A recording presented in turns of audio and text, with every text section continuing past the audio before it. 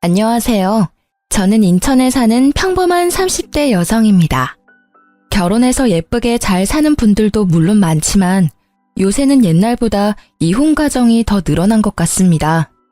사연 라디오를 듣다 보면 제 남편만큼이나 파렴치한 인간들이 많더라고요. 저도 오늘 속 시원하게 털어놓고 싶어 사연 보냅니다. 저는 친정아버지께서 의사셔서 어렸을 때부터 꽤 풍족한 집안에서 컸습니다.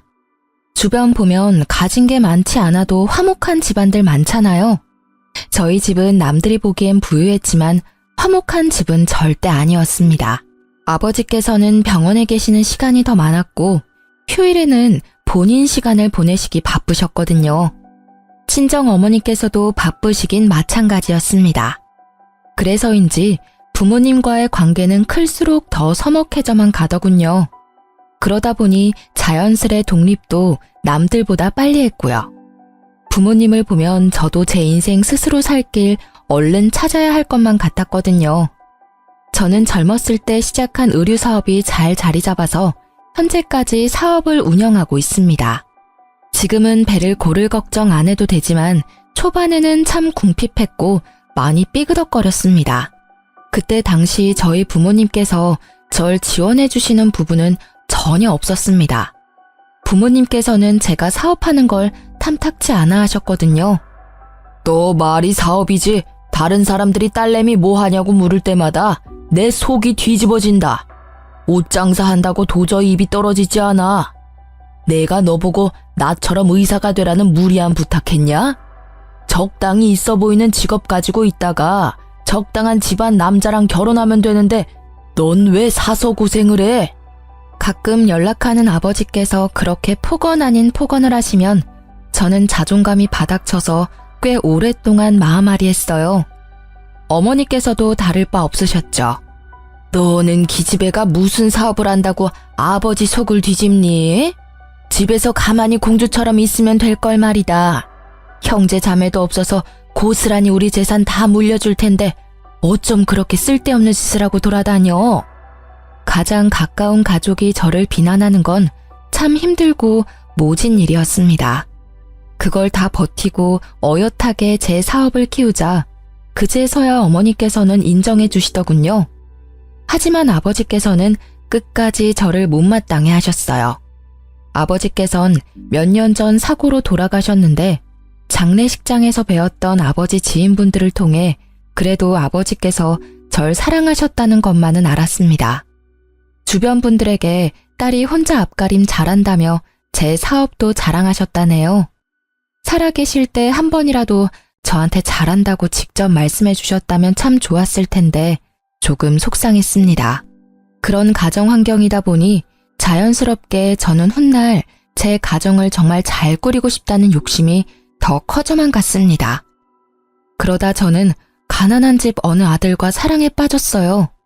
제가 조건을 따진 게 아니라 처음 만났을 때 남편이 자기를 칭한 말이에요. 아는 분 통해서 선을 보다가 남편을 만났거든요.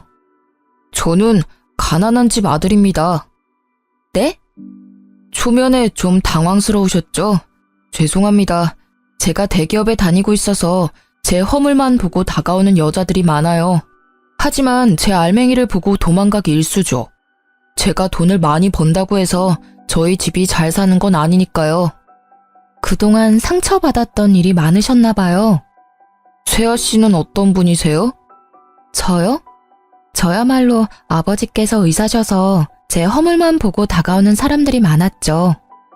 유복하게 자라셨겠네요. 저랑은 완전히 다른 가정 환경에서 자라셨을 것 같아요. 그렇게 커피를 마시면서 저희는 이야기를 몇 시간이나 나누었습니다. 시간이 얼마나 지난지도 체감이 안 될 정도로 배고픔도 잊은 채 서로의 이야기에 빠졌습니다. 저희는 점심쯤 만나서는 저녁이 되어서야 겨우 식사를 함께 했습니다.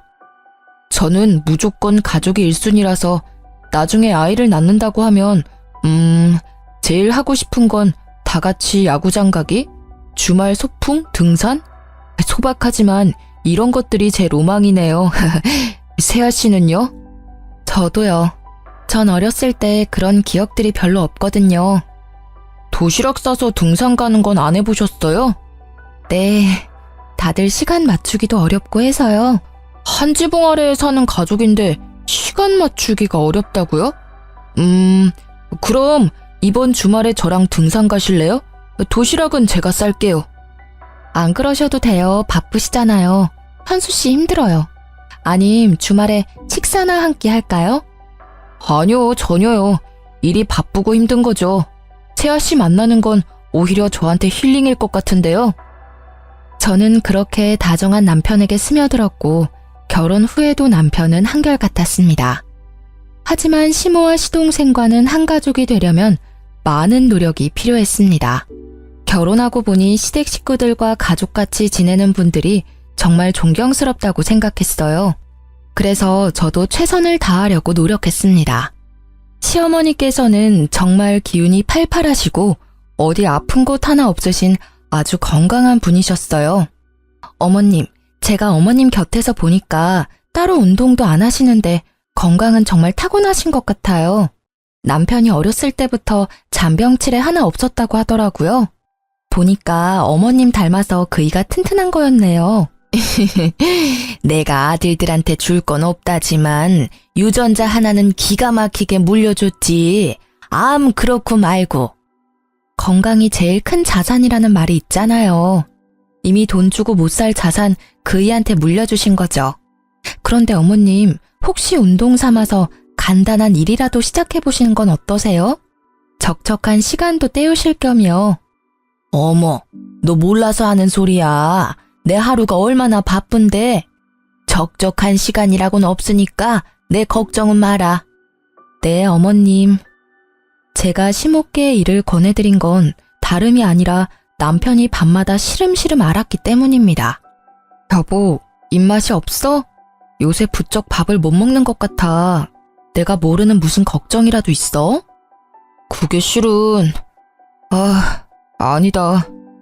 왜 말하려다 말아. 그러지 말고 나한테 말해봐.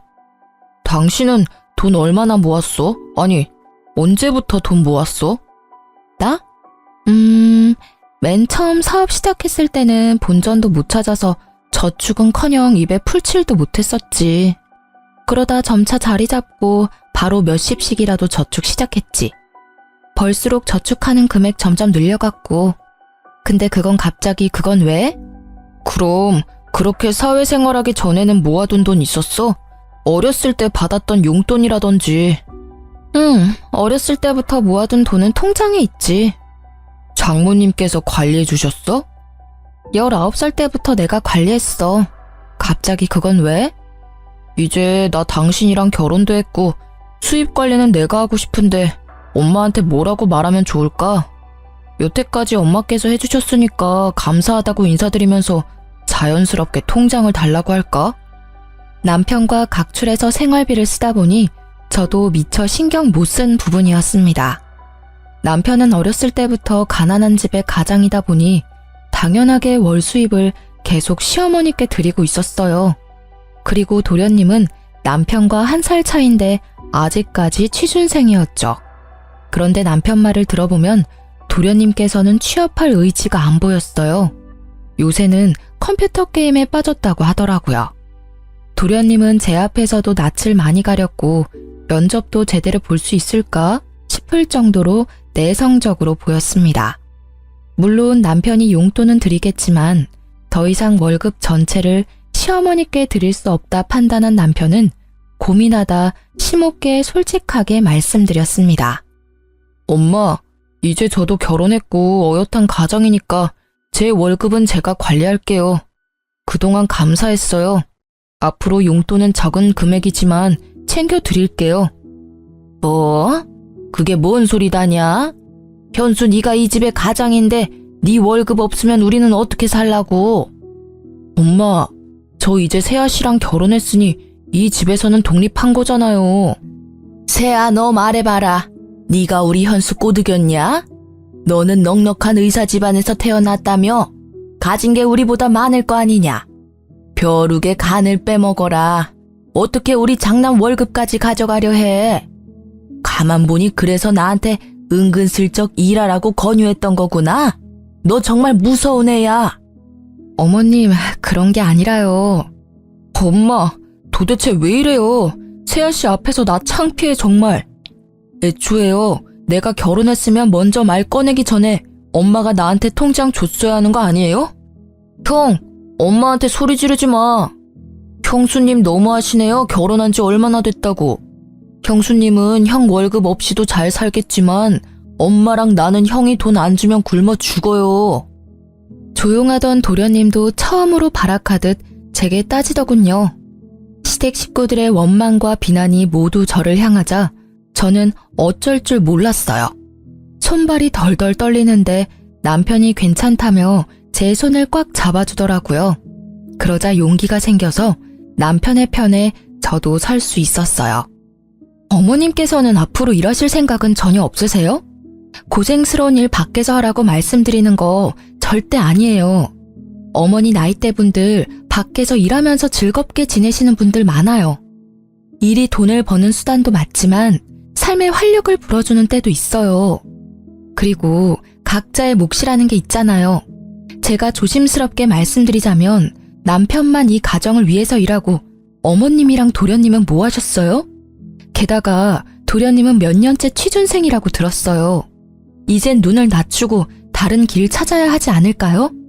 냉정하게 이제 밥벌이 해야 할 나이 아니에요? 언제까지 형 울타리 안에서 형이 버는 돈만 쓸 거예요? 뭐가 어째? 순진해 보였는데 할 말은 다 아는 애였구나 너.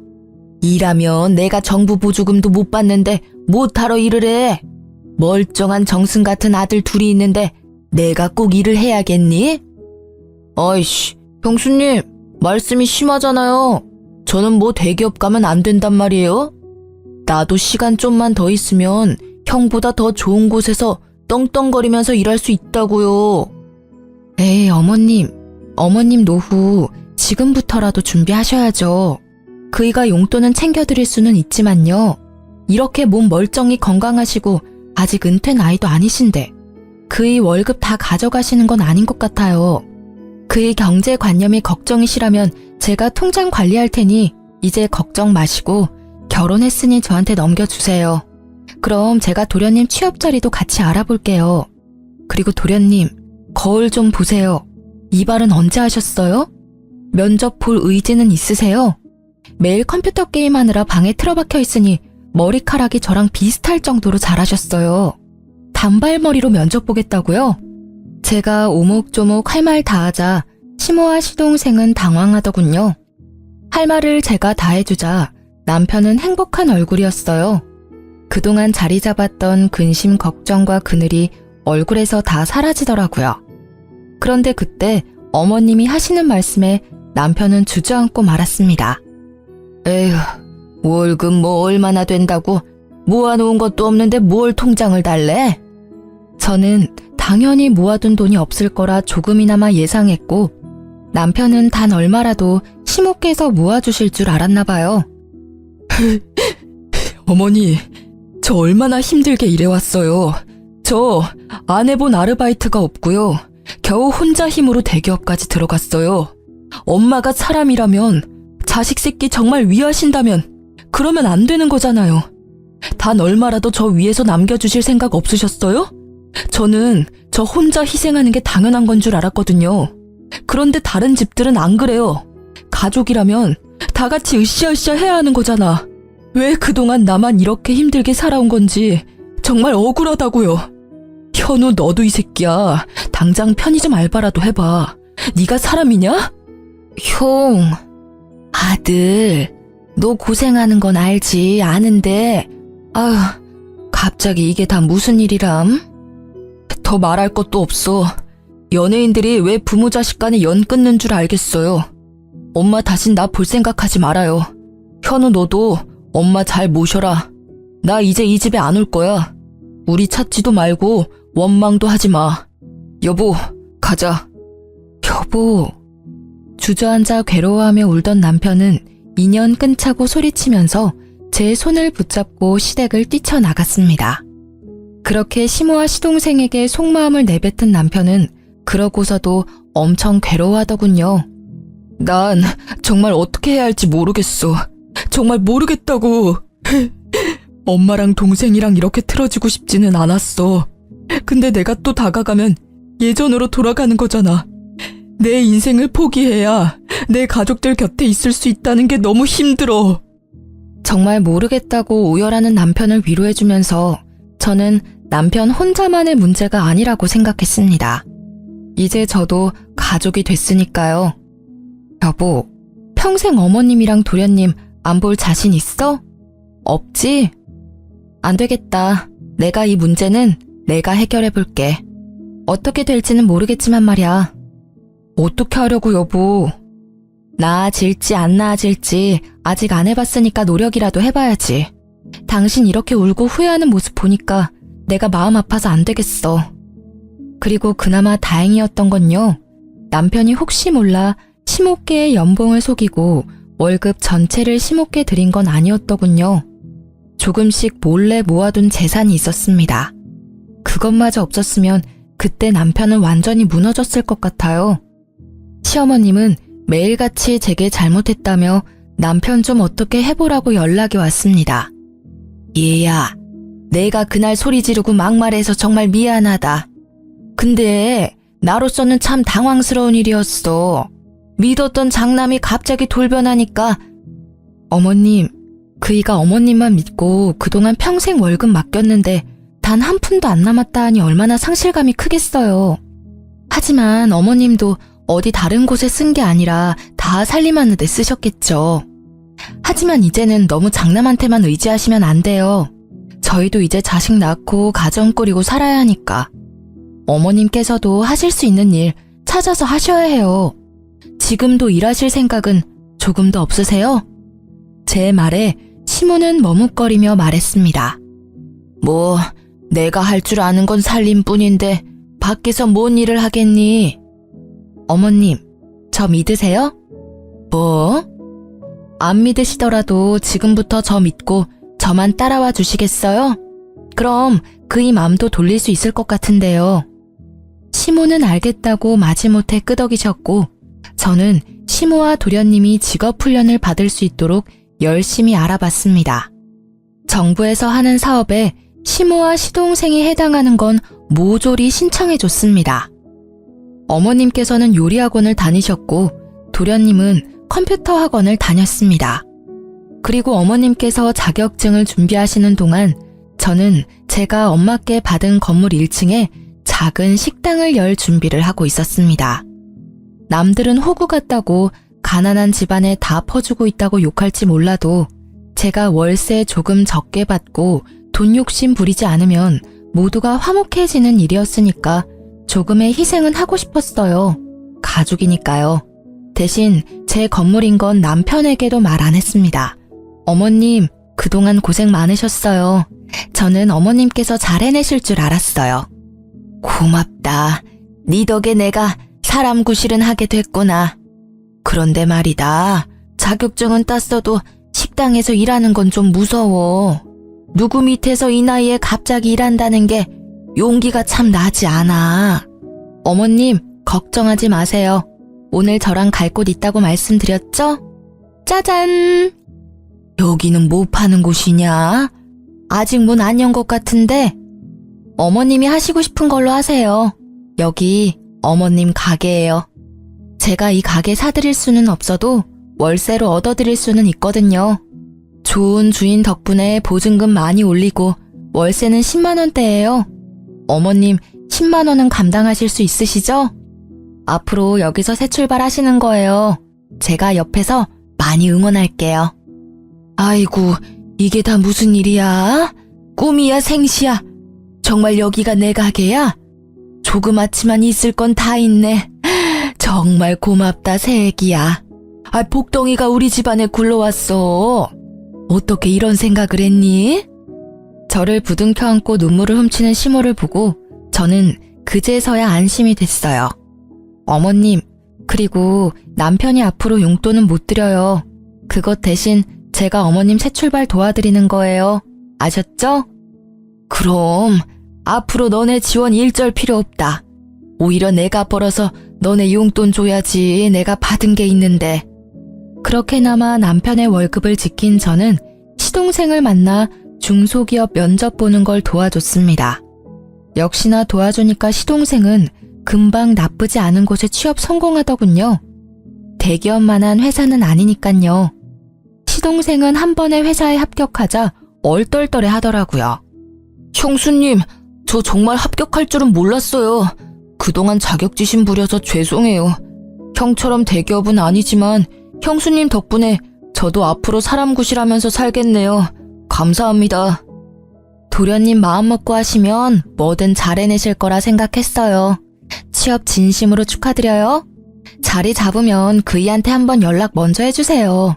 그때 그렇게 시댁에서 나오고 혼자 얼마나 괴로워하는지 몰라요. 도련님 취업한 거 알면 남편도 엄청 기뻐할 거예요. 형수님, 저희 집 은인이세요. 진짜 감사합니다. 솔직히 인연 끊는 게 형수님한테는 더 좋은 일이었잖아요. 그런데 외면하지 않고 저희 가족 관계 회복도 도와주고 일자리도 찾아줘서 정말 고맙습니다. 도련님, 저한테 더 좋은 일은 가족들 다 같이 행복하게, 화목하게 지내는 일이에요. 시동생은 진심으로 제게 고마워했습니다.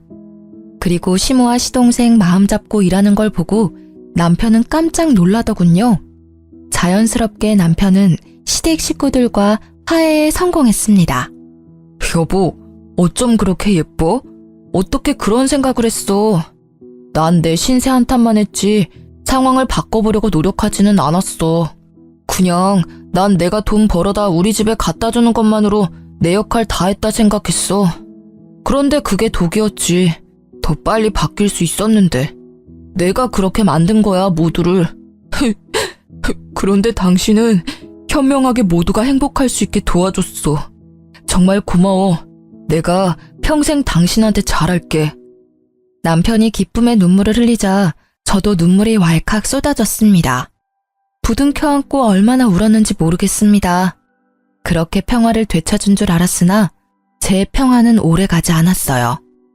여보, 출장 잘 다녀와요. 몸 조심하고 내가 꿈을... 아니다. 그냥 조심해서만 다녀와요. 여보, 나 보고 싶어도 조금만 참아. 서방 일 열심히 하고 올게. 도착하면 전화할게. 근데 연락 자주는 못할 거야. 이번에 중요한 미팅 건이라. 알지. 난 걱정하지 말고 다녀와요. 전날 안 좋은 꿈을 꿔서 저는 남편에게 말하려다 혹시 미팅에 지장이 있을까봐 입을 다물었습니다. 그저 몸 조심해서 다녀오라는 말만 반복했죠. 그런데 남편을 마중하고 저도 출근해서 제 직원들이랑 회의를 바쁘게 할 때였어요. 핸드폰에 남편의 부재중이 여러 번 찍히더라고요. 아직 도착할 시간도 아닐 뿐더러 남편은 제가 회의를 하고 있다는 것도 알 텐데 지금 전화를 할 리 없다고 생각했죠. 예감이 안 좋아 저는 잠시 회의를 중단하고 울리는 남편의 전화를 곧바로 받았습니다. 여보세요?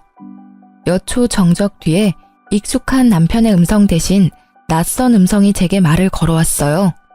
이현수 씨 가족분이시죠? 네, 그런데 제 남편 전화인데 전화 받으시는 분은 누구시죠? 구급대원입니다.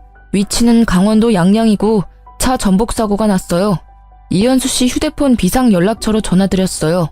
환자분 지금 출혈도 심하고 도착하면 긴급 수술 들어갈 것 같습니다. 땡땡 병원으로 옮기는 중이니까 지금 바로 오실 수 있으세요? 다급한 목소리의 구급대원의 말을 듣고 머릿속으로는 보이스피싱인가 싶었어요. 하지만 돈을 요구하는 게 아니라 병원으로 곧바로 오라는 말에 바로 정신이 들더군요. 주저앉아 슬퍼할 시간도 없었어요. 바들거리는 몸을 겨우 일으켜 직원 한 명에게 부탁해서 병원으로 갔습니다. 제가 운전을 하면 큰일 날 것 같고 택시를 타야겠다는 생각도 안 들었거든요. 어떡해. 대표님, 괜찮을 거예요. 진정하세요. 다행히 남편보다 더 일찍 도착해서 저는 구급차를 기다리고 있었어요. 응급실에 곧바로 교통사고 환자라고 시끄럽게 들어오는데 제 남편인 걸 직감했죠. 그런데 남편 옆에 나란히 실려온 젊은 여자가 있었어요. 보호자님, 이현수 환자 바로 수술 들어갈게요. 저 옆에 여자분은 왜 같이 실려왔나요? 동승자라고 하던데요. 바쁜 간호사에게 더 묻지는 못하고 저는 곧바로 남편의 소지품을 건네받자마자 핸드폰을 확인했습니다. 남편의 상사가 여러 통 전화가 와 있더군요. 뒤늦게 제가 남편 상사와 통화를 하게 되면서 남편과 같이 실려온 여자가 남편 회사 인턴 직원이라는 걸 알게 됐습니다. 남편이 분명 이번 출장은 혼자 간다고 말했었지만 일정이 바뀌어서 같이 가게 됐나 보다 생각했습니다. 시모와 시동생에게도 연락을 하고 나서야 저는 다리에 힘이 완전히 풀려서 수술실 앞에 주저앉았습니다. 그렇게 혼자 소리 없는 눈물을 흘리는데 통화한 지 얼마 안 된 시모께서 한달음에 응급실에 달려오셨습니다. 아이고, 많이 놀랐지, 아가? 어머님. 내가 여기저기 물어보니까 다행히 머리는 안 다쳤다고 한다. 얼마나 다행이니? 너는 괜찮냐?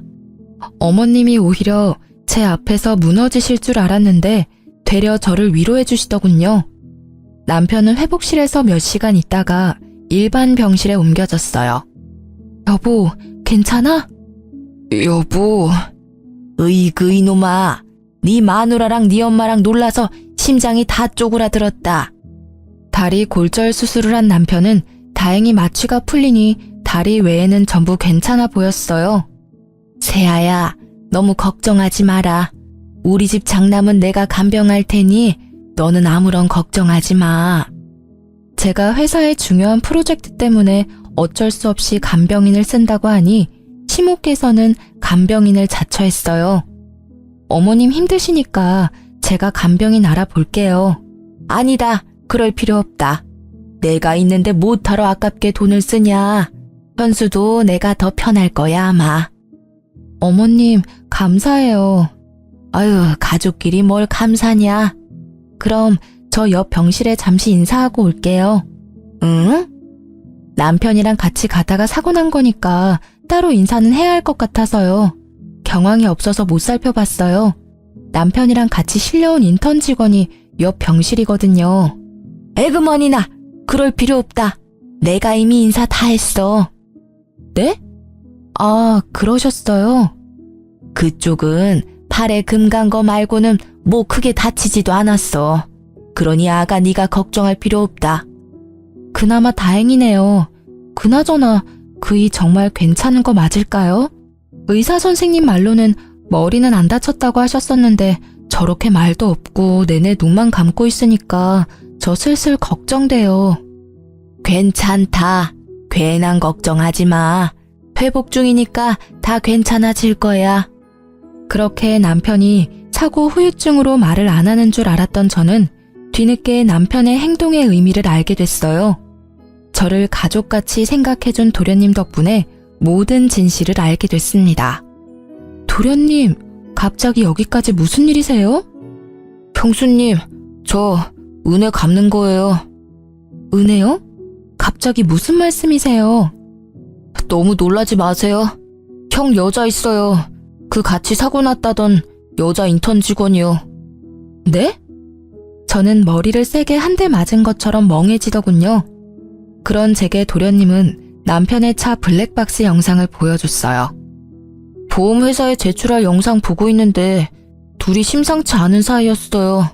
제가 좀 더 알아보니까 출장은 무슨 강원도 양양에 둘이서 놀러 가다가 사고 난 거예요. 침묵할까 했는데 이건 정말 아니잖아요. 형수님이 우리 형한테 어떻게 해줬는데 우리 집안에 어떤 사람인데. 저 그런 더러운 꼴은 못 보겠어서 많이 고민하다가 형수님한테 알려드리는 거예요. 죄송해요. 도련님이 뭘 죄송해요. 오히려 제가 엄청 감사해요. 숨길 수도 있었을 텐데 이렇게 알려주셔서 정말 감사해요. 어머님도 아시는 거예요? 그게... 아셨군요. 아셨으니까 간병도 어머니께서 하신다고 자처하셨을 거예요. 이제 보니까 앞뒤가 딱딱 맞네요. 도련님, 마지막으로 제가 부탁 하나만 해도 될까요? 네, 편하게 말씀하세요, 형수님. 저한테 말씀하셨다는 거 당분간 비밀로 해주시겠어요? 네, 그럼요. 비밀로 할게요.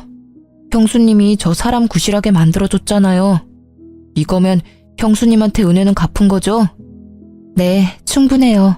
나머지는 제가 알아서 할게요. 저는 남편과 상간녀가 정신 차리자마자 법정에 설 수 있도록 이혼 소송과 상간녀 소송을 준비했습니다. 바람난 거 들통난 것도 모르는 남편은 퇴원하자 제게 엄청 싸늘하게 굴더군요. 당신은 일이 남편보다 중요하지? 어떻게 나 퇴원하는데 병원에 안 와? 간병도 모조리 우리 엄마한테 맡기고 간병비는 챙겨드렸어. 아니 남편 병원살이 하는데 잘 먹는지 잘 회복하는지 어쩜 하나도 신경을 안 써? 아이고, 이번에는 우리 현수가 서운할 만했다. 아무리 내가 신경 쓰지 말라고 했어도 쟤야 너 어쩜 그렇게 무신경하니? 이번에 내가 너 다시 봤다. 내가 하는 일은 적어도 당신처럼 날 배신하지는 않거든. 노력한 만큼 일은 내 가치를 알아줘. 어머님 다 알고 계셨으면서 왜 말씀 안 해주셨어요? 다 아시면서도 저한테 무신경하다는 말씀이 나오세요? 이 여자가 지금 뭐라는 거야? 이제 위아래도 없지? 눈치채고 아무런 말 못하는 시모랑 달리 남편은 계속해서 제게 떵떵거리며 큰 소리쳤어요. 그럼 내가 상간녀랑 데이트하다가 사고난 남편까지 간병해야 하니? 여보, 어떻게 알았어 그걸? 제가 참지 못하고 그 찌질한 얼굴에 뺨을 올려붙이자 시모는 세상 무너진 듯 소리를 질렀어요. 아이고, 내 장남 얼굴에 감히 무슨 짓이냐? 아, 그 기집애가 꼬신 거야. 난 정말 안 넘어가려고 애를 썼다고. 그렇다고 남편 뺨을 때리냐? 아이, 존심 상하게. 누가 내 남편이야? 시모께서는 제가 남편 뺨 때렸다고 곧바로 남편 편을 들었어요. 남자가 그럴 수도 있지. 어디 귀한 서방 뺨을 그렇게 사정없이 내려치냐? 네가 그냥 눈 딱 감고 한번 봐줘라. 네가 안 봐주면 어떻게 되겠니? 네 남편 젊은 그 애기랑 재혼하는 거지 뭐. 어머님, 그게 저한테 하실 말씀이세요 지금? 저만 가족처럼 생각했죠? 결국 저는 남이었는데 제가 너무 이 집에 헌신했네요. 그러자 가만 지켜보던 시동생이 나서서 제 편을 들어주더군요. 엄마, 진짜 그게 뭔 개떡같은 소리야. 형수님이 우리한테 그렇게 잘해주셨는데 어떻게 지금 형 편을 들어? 형, 너 간도 크다. 사고 친 게 차라리 돈 문제면 몰라. 여자 문제? 으이구, 난 인간이라도 됐지. 형은 분리수거도 못해. 자기 복 자기가 발로 찬 거야. 넌 끼어들지 마. 겨우 사람 구실하게 만들어줬더니. 형이 그렇게 만들어줬냐? 형수님이 다 도와주신 거잖아. 야, 설마 네가 말했냐? 당연하지. 그럼 보고 못 본 척 말아? 어떻게 사람이 그래? 이 자식이 근데. 두 형제가 멱살을 잡고 서로에게 달려들자 시모는 제 탓을 하기 시작했어요. 아이고, 왜 너네가 싸우고 난리야? 이렇게 형제가 니간질하니까 새아야 네 속이 편하니? 독하다 독해. 나 같으면 모르는 척한다. 겨우 이룬 이 가정 어떻게든 지켜도 모자를 망정. 너 그것밖에 안 되는 애였니? 어디 어린 시동생 꼬드겨서 이 사단을 만들어? 이 지독한 것. 이 사단을 만든 건 어머님 장남이죠. 어머님 원하시는 대로 저 인간한테 그 상간녀랑 재혼하라 하세요. 새로 들이는 젊은 며느리한테나 바라세요. 전 여기까지니까요. 야, 너 위자료 잘 준비해. 이혼 소송 접수했으니까. 그리고 그 인턴한테도 얌전히 상간녀 소송 기다리라 전해. 그리고 어머님께서는 내일부터 가게 안 나오셔도 돼요. 뭐? 가게? 네가 뭔데 나오라 말아야 내 가게인데. 아, 제가 그걸 말씀 안 드렸어요? 보증금을 아무리 많이 줬다 해도 월 10만 원 월세 너무 싸다고 생각 안 하셨어요? 주변 상인들 월세 10배 넘게 내는데 뭔가 이상하다 생각 안 하셨냐고요. 뭐가 이상해? 너무 좋은 주인분이시다 생각했지 뭐. 제가 그 건물 주인이에요. 엄마한테 결혼 전 받은 건물이거든요. 이제 거기 새로 새놓을 거니까 안 나오셔도 된다고요. 뭐? 어머, 그게 네 건물이야? 그런 중요한 말을 왜 이제야 해? 긴 말 필요 없고 현수 너 세아한테 얼른 사과해라.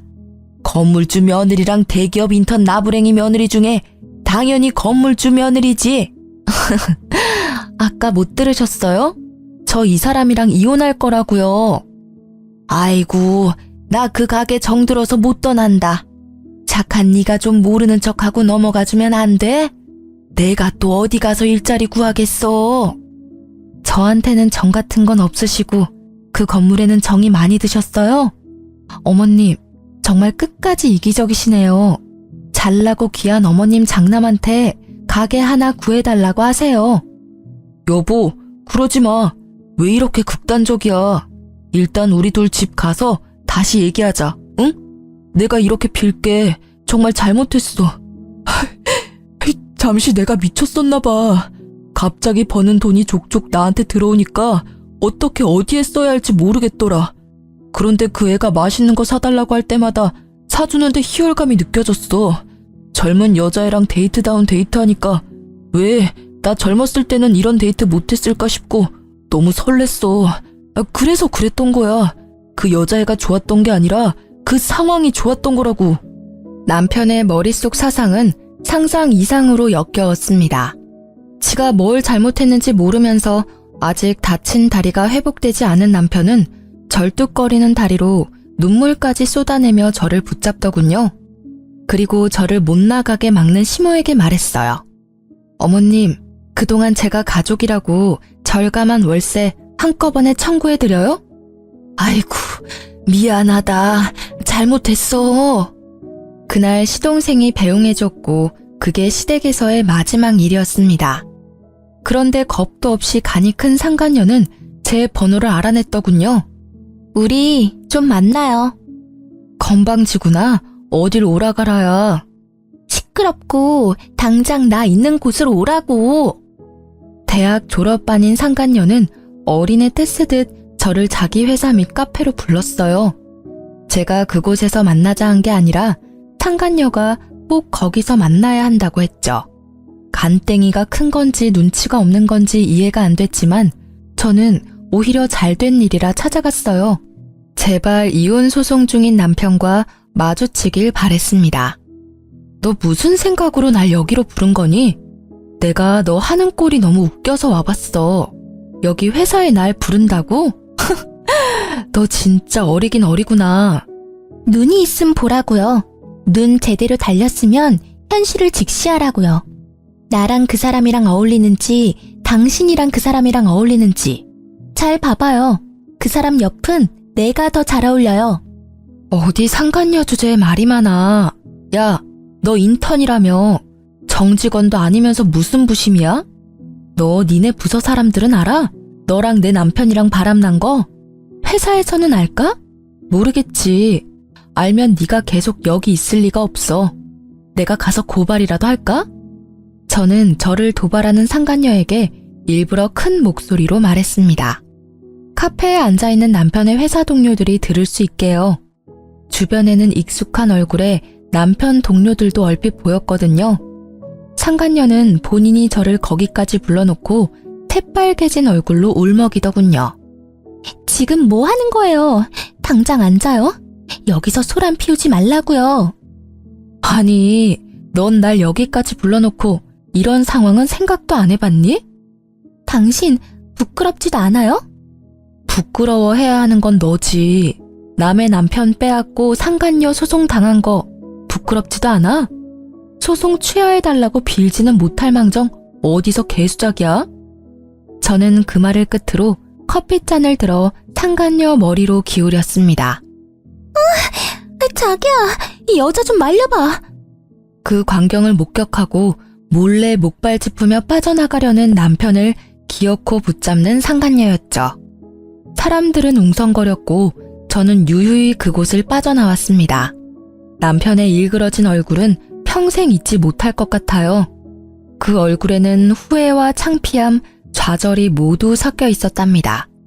상간녀는 관심종자처럼 끝까지 카페에서 어린애처럼 울더군요. 그게 영원히 자기를 따라다닐 흑역사가 될지 몰랐나 봐요. 그 후에 시동생이 말해주기를 전 남편과 상간녀는 회사 내에 불륜 소문이 파다하게 났다고 합니다. 사내뿐만 아니라 밖으로도 소문이 나돌기 시작하자 풍기문란죄로 전 남편은 인사조치 당하고 연봉이 삭감됐다고 하네요. 상간녀는 당연히 인턴에 잘렸다고 하고요. 그런데 웃긴 게 그 난리를 피웠는데도 상간녀와 전 남편은 시댁의 살림을 합쳤다고 합니다. 시동생은 일부러 남편이 보지 않을 때 상간녀한테 돈 빌려달라고 괴롭혔다고 하네요. 본인 말로는 양아치 건달 도련님 컨셉을 했다고 하네요. 시모 또한 엄청나게 하녀 취급을 했다고 합니다. 시동생에게 들은 내용대로 잠깐 들려드리자면, 형수. 네? 돈 좀 있어요? 돈이요? 아이씨, 전에 있던 형수는 돈 잘 벌어서 용돈도 주고 그랬는데 형수는 뭐 줄 거 없어요? 어리기만 했지 뭐 볼 게 어디 있다고. 우리 형 보는 눈도 없지. 어디서 이런 형수를 데리고 왔대? 그렇게 모욕감을 주면 상간녀는 남편에게 쪼르르 일렀다고 합니다. 그럼 돌아오는 남편의 말은, 야, 현명하게 대처 못해? 우리 집사람이었으면 말이야. 뭐? 집사람이 난데 누굴 말하는 거야? 너 말고 새야 말이야. 당신 자꾸 그 여자 얘기를 내 앞에서 왜 아무렇지 않게 내뱉어? 그렇게 상간녀와 전 남편은 싸우기 일쑤였다고 합니다. 시모는 가정을 깨지게 한 상간녀가 너무 괘씸하다며 엄청나게 시집살이 시켰다고 해요. 그렇게 영원할 것 같았던 상간녀와 깨지고 전 남편은 3달도 안 돼서 혼자가 됐다고 합니다. 전 남편은 곁에 아무도 없으니 법원에서 절 만나자 제게 아련한 눈빛을 보내며 다시 잘해보자 하더군요. 엄마도 너 보고 싶으시대. 나도 너 보고 싶었고. 헛소리 하지 마. 너 양심이 있냐? 너네 모자 진짜 지긋지긋하다. 내가 너 얼굴에 침이라도 뱉고 싶은데 참는다. 벌써 속으로는 가래침 수십 번 뱉었어. 뱉고 싶으면 뱉어. 나 그것까지 충분히 감당 가능해. 여보, 난 너 없으면 정말 안 되나 봐. 우리 좋았었잖아, 응? 뭔? 아니 근데 너 왜 아직도 목발을 들고 다니니? 여보. 오열을 하며 전 남편이 털어놓는 진실에 저는 맘 편히 웃지도 못하겠더군요. 전 남편 교통사고 후유증 때문에 평생 한쪽 다리 재구실 못한다고 합니다. 천벌받았다 생각했어요. 혹시 자기가 다리를 절어서 외면하냐는 전 남편 말에 다리를 절지 않았어도 너는 내게 평생 아웃이라고 마지막 따끔하게 마무리했습니다. 전 시동생에게 듣기로 전 남편은 그나마 있는 재산마저도 제게 위자료로 물어주고 빈털털이래요. 게다가 또 시모의 소나기에 붙잡혔대요. 월급은 예전처럼 전 시모가 관리하고 전 시모는 다시는 일을 하지 않겠다고 전 남편에게 으름장을 놨다더라고요. 평생 서로의 지옥에서 영원히 못 빠져나오길 간절히 기도했네요. 다행히 전 시동생은 그 집에서 독립했다고 해요. 알아서 돈 관리하며 잘 살고 있다고 합니다. 상간녀는 제발 고소 좀 취하해달라고 싹싹 비는데 알바라도 해서 위자료 내라고 했죠. 아님 네 부모님한테 받으러 간다니까 어린 상간녀는 잠수를 타더군요. 그러다 상간녀는 부모한테 고소장을 들켜서 상간녀 엄마가 직접 상간녀 머리채를 제 앞까지 끌고 와서 딸 교육 제대로 못 시켰다며 사죄하셨습니다. 양쪽 위자료 두둑히 받아서 저는 새 출발하려고요. 사실 그 돈 없어도 저는 잘 살겠지만 금융치료라도 받아서 조금은 마음 회복됐습니다. 바뀌지 않을 것 같던 시동생은 인간됐고 바뀌지 않을 것 같던 시모는 여전히 안 바뀌었고 좋은 사람인 줄 알았던 남편은 좋은 사람이 아니었어요. 사람은 정말 겪어보지 않으면 알 수 없다는 말을 너무 온몸으로 겪어서 많이 힘들었습니다.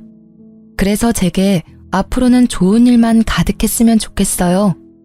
여러분이 끝까지 긴 제 사연 들어주셔서 오늘은 잠도 푹 잘 것 같아요. 감사합니다.